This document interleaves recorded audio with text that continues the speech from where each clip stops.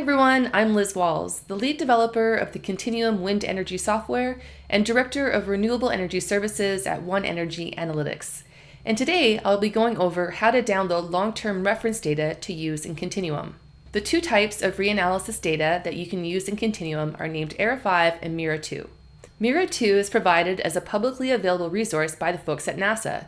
To access this data, you will need to create an Earth Data account and get a username and password. To do this, go to the link in the description and then click Login and then Register. ERA5 is made possible by the folks at the European Center for Medium-Range Weather Forecasts.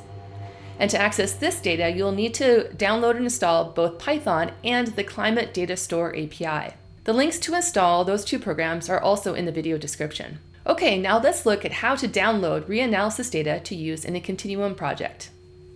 Okay, so you'll want to open up the software and then go to the Long-Term Reference Data tab. And the first thing you want to do here is add a reference data download. And what this does is it tells the software where the reference data files are, as well as the latitude and longitude of each node contained in the reference data files, as well as the data time range. So you want to click the button, View Edit Reference Data Downloads, and the following form will show up. And from here, you want to either select a folder which contains the reference data, or you can start a brand new download. So let's say that we have some reanalysis data already downloaded. So we click Select Folder, navigate to the folder that contains our MIRA data, click OK.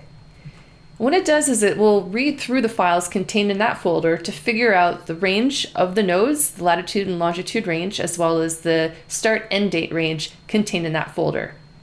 So if this data contains, or if this folder contains all the data that you want for your analysis, you just click Add Reanalysis and adds it to your project.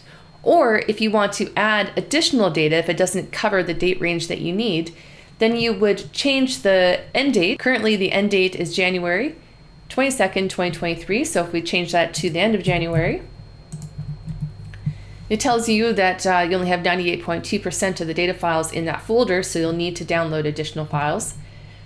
You click Add Reanalysis Data, and then this is where it will ask you for your NASA Earth Data credentials.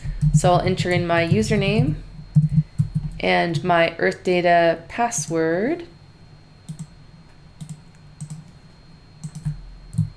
And then click OK, and then this will kick off a data download, and a progress bar will appear and will let you know how the download is doing and when it's completed. Or you can define a new data download, and to do that you click the button New, and then you specify the reanalysis type. So we'll say that we want some ERA5 data.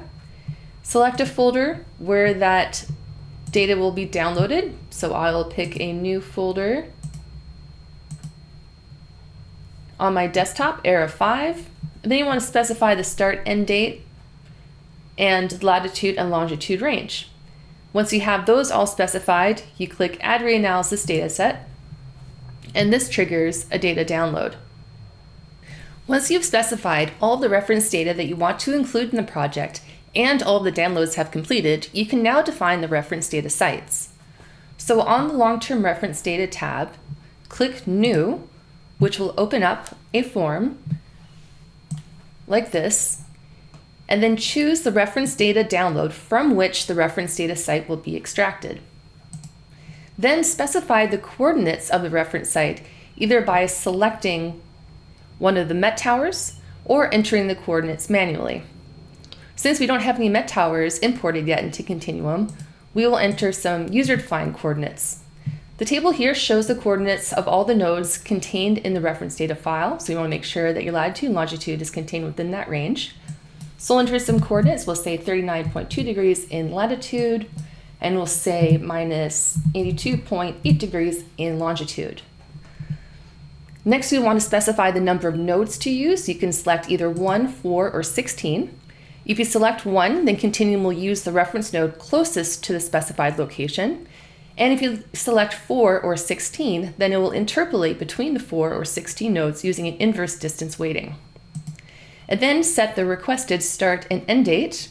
So we'll go from January 1st, 2002 to December 31st, we'll say 2020. Once you have all that specified, click OK. and that will begin the reference data extraction from the reference data download. The newly added reference site will now appear in the drop-down list on the long-term reference data tab. And when selected, the annual and monthly wind speeds can be viewed. Over in the corner here, we'll see the windrows for the reference site. Also, Continuum calculates the long-term wind speed at the reference site and then compares each individual year to the long-term value. You can select the years in this table here to view the monthly wind speeds for a given year and how it compares to the long-term value shown in this dashed line here. There are a few export options on this tab, including exporting the interpolated hourly reference data, which would just be the reference data at the closest node if one node was selected. You can also export all the years and months of the reference data, as well as exporting the windrows. This reference site can now be used to create long-term estimates at the Met site locations, which will be the topic of another tutorial. Okay, that's it for this one. I hope that it was helpful, and as always, if you have any questions, please don't hesitate to reach out. Thanks, everyone.